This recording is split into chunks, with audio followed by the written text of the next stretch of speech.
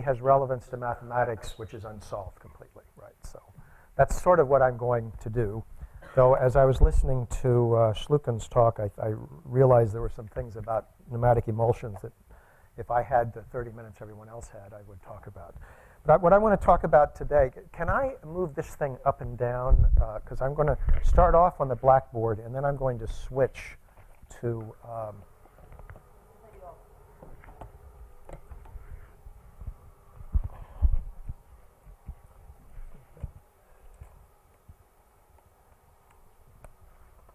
Okay, so I want to talk about disclinations in smectics and in solids. Now, we know, or most of you know, about disclinations in pneumatic liquid crystals. You know, you have a pneumatic here that's headless, and if I rotate it, I don't change the energy. So there is a ground state manifold or an order parameter space, which I can think of as being the circle, with opposite points identified, and you can create disclination defects by defining a path in my experimental space and mapping each point on this path to a point over here. And so if I go from this point wrapping around, you know, starting here, I start there, and then I end up halfway over, I get a strength half disclination, which you know, you typically represent like this. If you assign a direction to the arrows, say this guy's going like that, as you wrap around, it comes up here, and then it comes back in the opposite direction. And because the pneumatic can't tell the difference between up and down, these two are physically equivalent, even though they look like different mathematical ones. So in a pneumatic, we can have plus a half. We can have plus 1. We can have plus 2, where you have something that looks like this. This is coming in here. It goes like that, around, and then it does this. And you can see that in going from here to here, I wrap once around the full circle, and then going from here back to here, I wrap again. So this is a strength plus 2 defect. And at least mathematically, though you know not often in experiments, you can keep on going, 2, 3, 4, 5, 6. And so you know there's nothing to stop you from having an arbitrary number. You can also have negative ones. You know that the minus 1 is this. As you go around here, you wrap clockwise instead of counterclockwise. You can have, so this is a minus a half. You can have a minus 1 that looks like this, and so forth. And furthermore, there's a set of rules that says if I take 2 of these guys, 2 plus 1s, they can combine together to give me a plus 2. And so you know, the theory of this is now you know, very well established. It's the homotopy theory of the maps of the pneumatic to the order parameter space, and these defects are the ones that you can't untie as you go around. Now contrast that with a smectic. Now we have a layered structure that looks like this. And it has 2 invariances, which we can think about. One is I can take the smectic and just translate it by a certain amount u. So that leaves me unchanged. Or I can take this whole thing and I can rotate it. Or I can do a combination of the two. Right? So here, this tells us now that we have to worry about not only rotations, but we also have to worry about the displacements. So you have an order parameter space or a ground state manifold, which is more complicated. If this u displacement is equal to a layer spacing, then if I have an infinite sample, I really can't tell the difference at all. So they're absolutely equivalent. So we have a displacement space where I go from 0 to d, and d is equivalent to 0. Here, because there's no arrow on this, I can rotate it by pi, and I get back exactly to the same thing.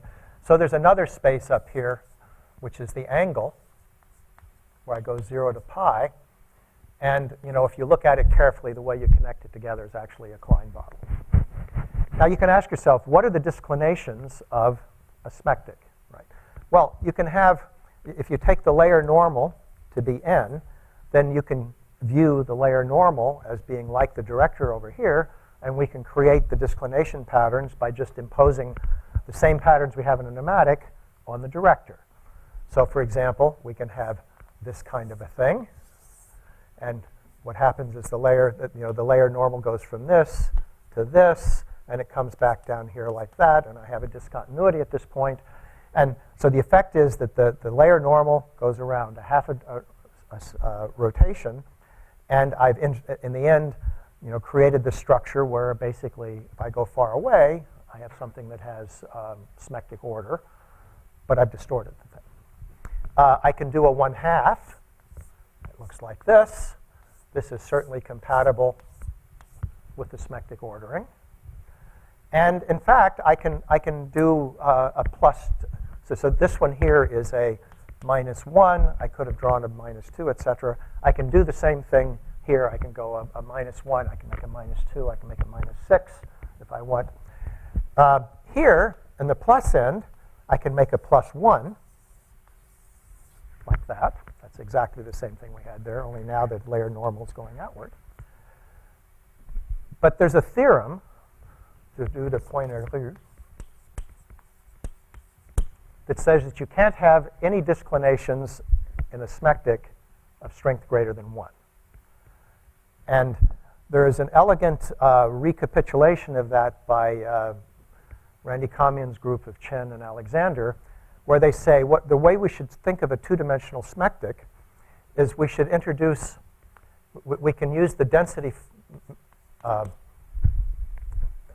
the mass density expansion, and write the density as a rho 0 plus a psi cosine of a phi, where you want the magnitude of the gradient of this phi to be equal to the symplectic wave number, which is 2 pi over the separation. So you can then, in a two-dimensional symplectic, you can say, well, here I've got the plane where the symplectic sits, and I'll define for each point on the plane this phase variable. And then what I'll do is look at the level sets projected onto here, and that actually gives me the symplectic. So if I tell you that phi of x is equal to q0 times x, that certainly satisfies this constraint, then I've got a field that rises here, and I'll look at equal separations, so the projection down onto this plane is a set of equally spaced lines. Okay. Well, this is a contour map for a hill that's rising constantly, and it's the same everywhere. So in fact, you can map the symplectic problem into the problem with some subtleties of a contour map of height functions. And so for example, I could have something that looks like this, and then I could have something that goes like this, say. These should be equally spaced. So this is a hill, and this is a saddle. This is a +1, and here is a -1 saddle. So then you can ask, well, why don't I get a strength +2? Well, if you have two mountains and try to push them together, you've always got a saddle in the middle, and you can't make a +2. So that's sort of an elegant demonstration. So the question I want to pose is, does this density expansion know about this? Because what we've done is to take sort of an abstract idea over here, that I know what the disclinations are, I know what this homotopy is, and we've said, well, look, I can view the director, the layer normal here as something like the director, so why don't I get the same thing?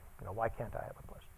But really, what we're looking at is, this is the physical function we see.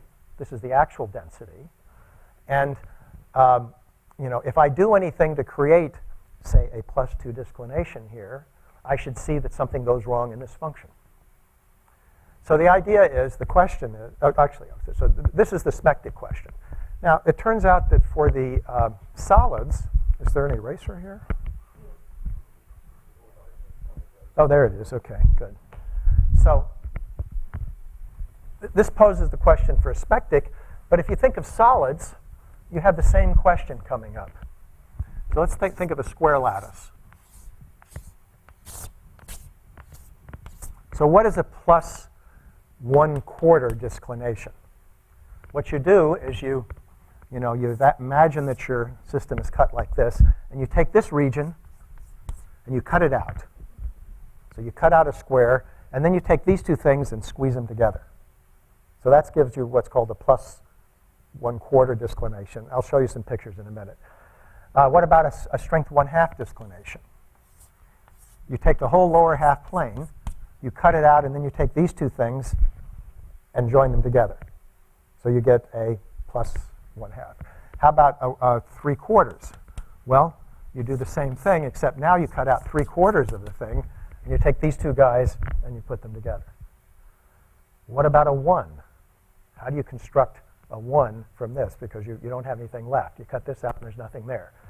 So there's a question of you really can't have disclination. It doesn't make sense to talk about disclinations of strength greater than, in this case, 3/4. You can't reach 1. Well, what about the negatives? Well, a negative is I take this and I cut along this line, and I insert another quarter circle, a quarter of the thing. So I will get something that has sort of a 5-fold appearance, where I've taken this line, I cut it, and I open it up, and I insert a quadrant. And then I allow the thing to relax elastically, and now I have 5 things. Well, I can open up and I can insert not a quadrant, but a half. And I can keep on inserting arbitrarily, and I can have, in principle, though they're energetically quite costly, I can, in principle, have disclinations of arbitrary negative strength. Okay? So the question is, if I look at a density expansion for a solid, so there's the uniform density, and then there's something which is the sum over all the reciprocal lattice vectors in the lattice, rho g, which is in general a complex number, e to the I g dot x minus u. Okay. So this is the best description of a solid, really. I mean, what we're used to, at least if you come from a solid state background, of thinking of a crystal as being a set of points, each of which is occupied by an atom. But if you try to use that description for the blue phase of the cholesteric, you'll run into real trouble. Right?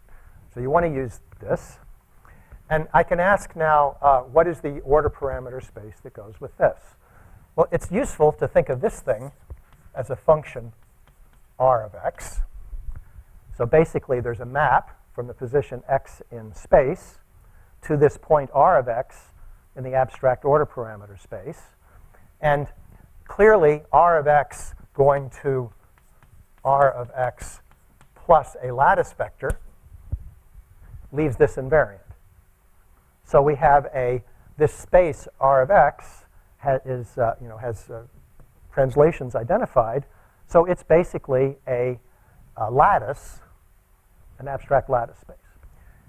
But I can rotate the reciprocal lattice vectors and not change the energy.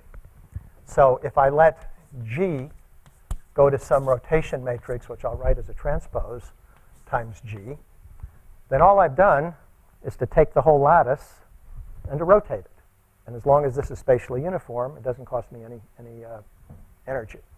So I can write this whole thing, the G dot R can go to UT G dot R, which is then G dot U dot R. This is the transpose of the transpose. So I can describe all of the invariances of the system by a rotation operator operating on this x minus u. And so this guy takes care of the rotational degrees of freedom, which were represented in the smectic case as this single angle. And I can describe a disclination by telling you that this u wraps around by some fraction of pi as I go from one place to another. So what I'm going to do now is to show you some pictures generated by Mathematica, because often you learn more by doing an experiment before you try to figure out what's going on. So let's hope that I can get this up so we can see it.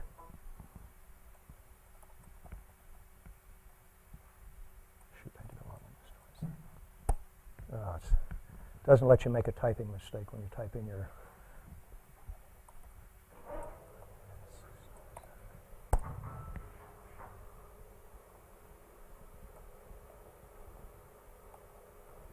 So here, just to show you what we're doing,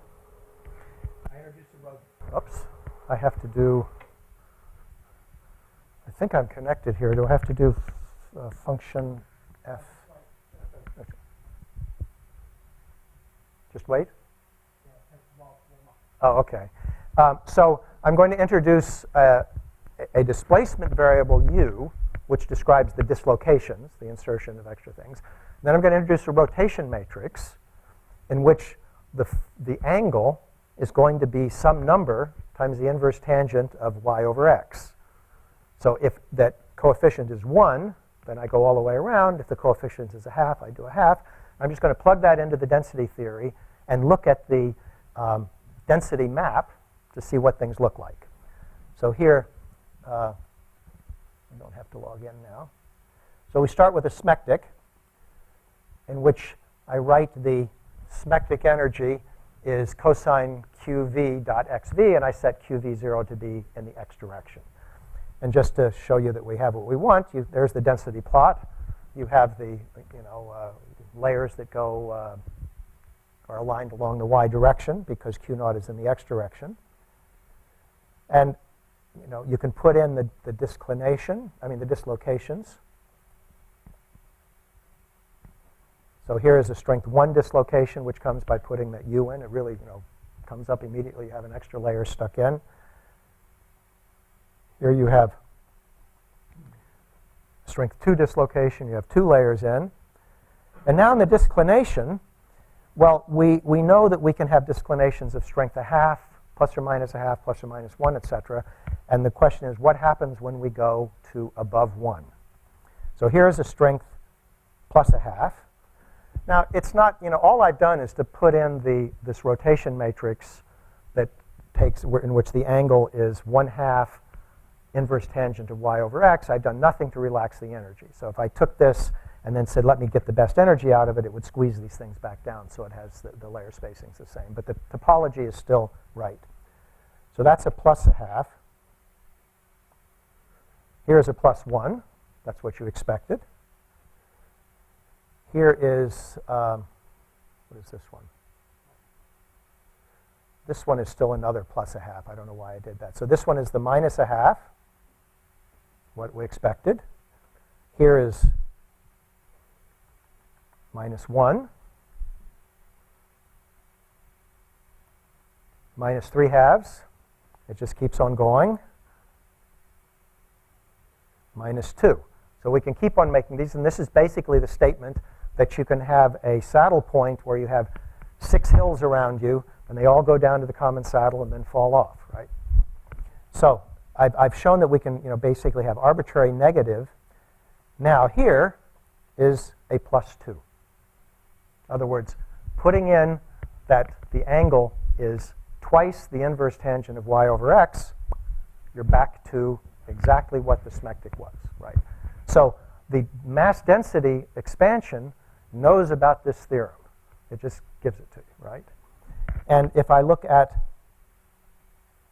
what did I do? Did I lose it here?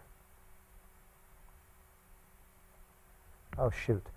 Well, if I were to look at a 3/2, it turns out that the 3/2 is identical to the 1/2.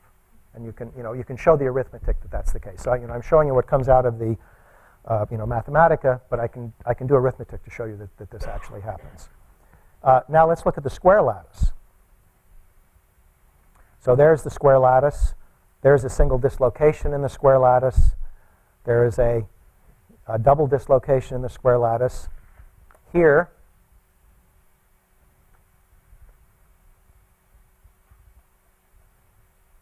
this is a strength 1 disclination, which comes from cutting out a quadrant and putting the things together.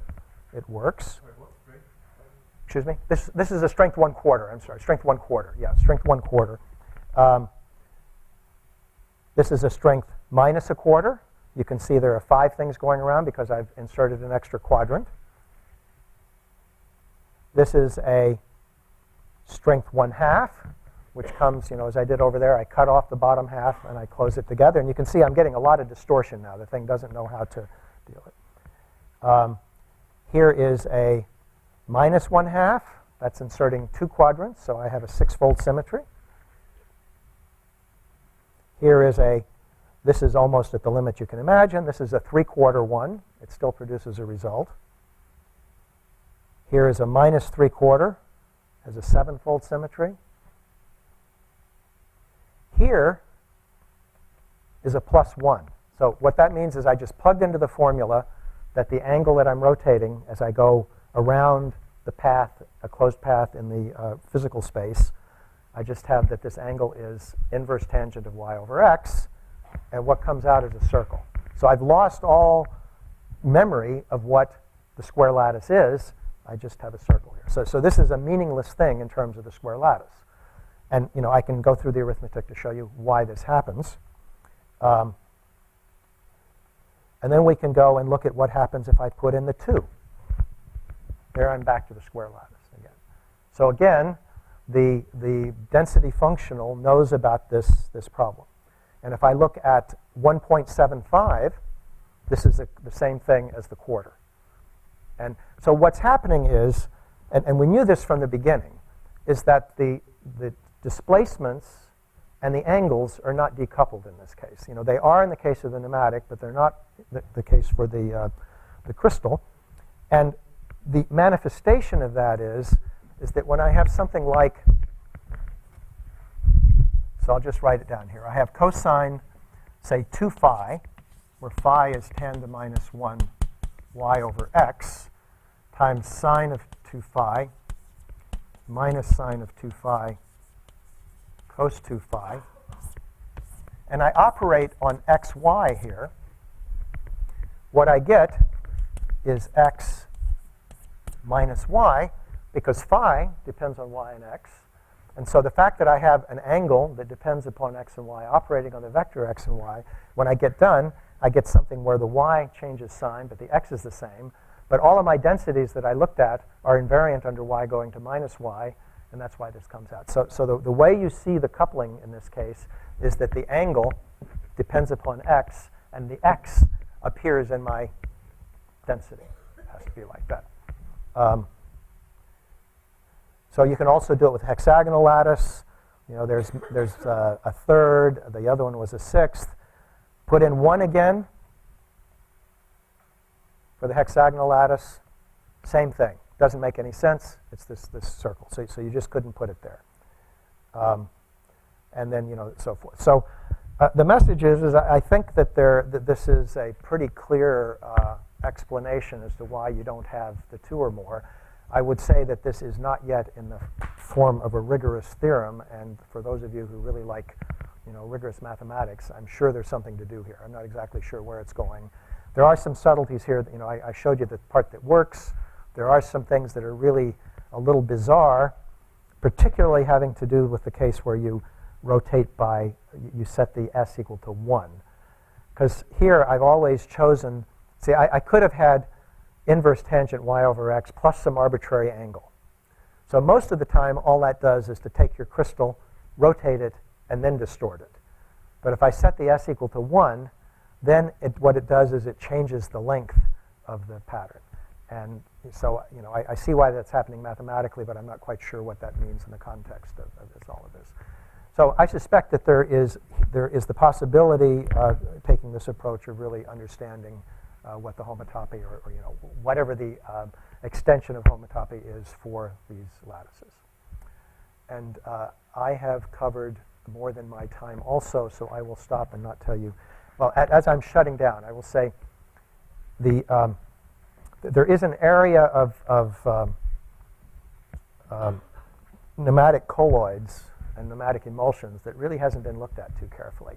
So there are pneumatics or liquid crystals called chromonic liquid crystals, which are basically molecules that stack one on top of each other, and they form rods that change, with a great polydispersity. They go back and forth. And then they have a very, they tend to eventually align in and make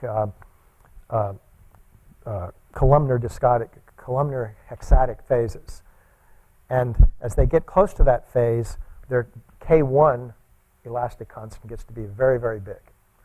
So the limit in which you have K1 large compared to the others actually has all kinds of interesting ramifications for what happens inside. So we're looking at these systems at Penn, we have a droplet with the chromonic on the inside, and the splay energy is large. So if you have the chromonic with the standard configuration where you have tangential boundary conditions at the edge, so you go with the thing looking like this, you have lots of splay in the system.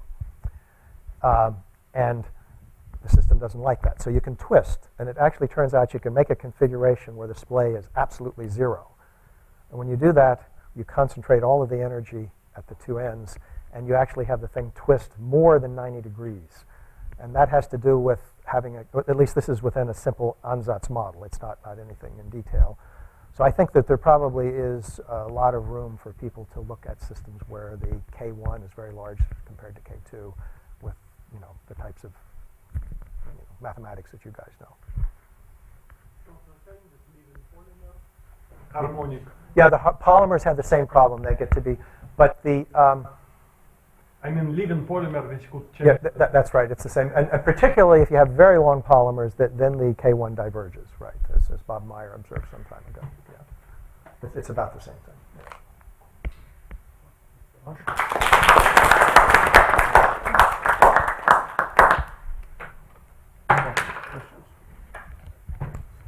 My question from not from beautiful mathematics side, from very down to earth. How to create this discrimination? It's very costly, as you mentioned, and so might be if the energy to create such it's enormous.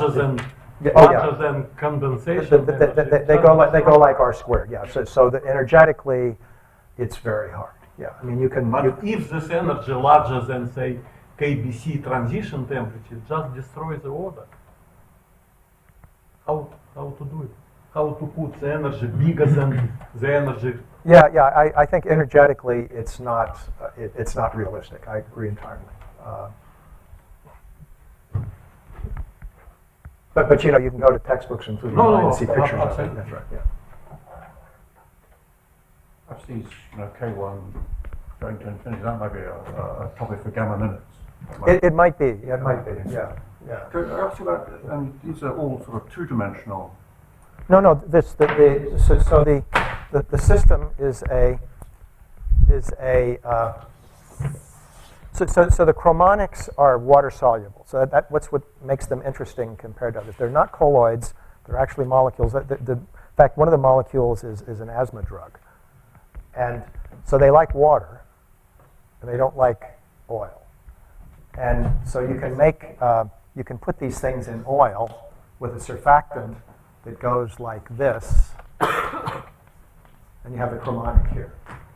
And the boundary conditions seem to be that it wants to be parallel at the surface. So the question is, what kind of configuration will it take? So K1 is very large. K2 is the smallest of all, a factor of 10 difference in the real system. So if the system can figure out a way to twist and still satisfy the tangential boundary conditions at the surface, it would rather do that than have the bend in the splay. And what we're finding now is that the angle here, which you would think for no reason, they're not chiral systems, you would think that should be 90 degrees maximum, and we're finding 120 degrees, it seems. And we have a simple model which interpolates between this and the other limit, which is that. And that tends to put all of the energy with a logarithmic singularity at those 2 points. But it's not, it's just an ansatz, and it certainly can be improved upon.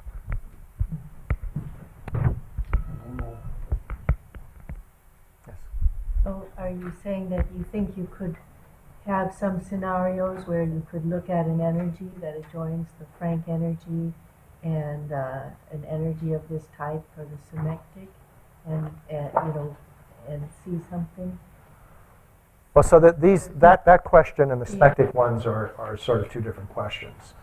This one, when you cool it down, you eventually get a hexagonal columnar lattice, and that will then, the hexagonal columnar lattice wraps around the sphere like that. So, I mean, you can marry this density matrix theory with pneumatics, and well, you've said you've read my smectic C paper, so that sort of does that. Yeah.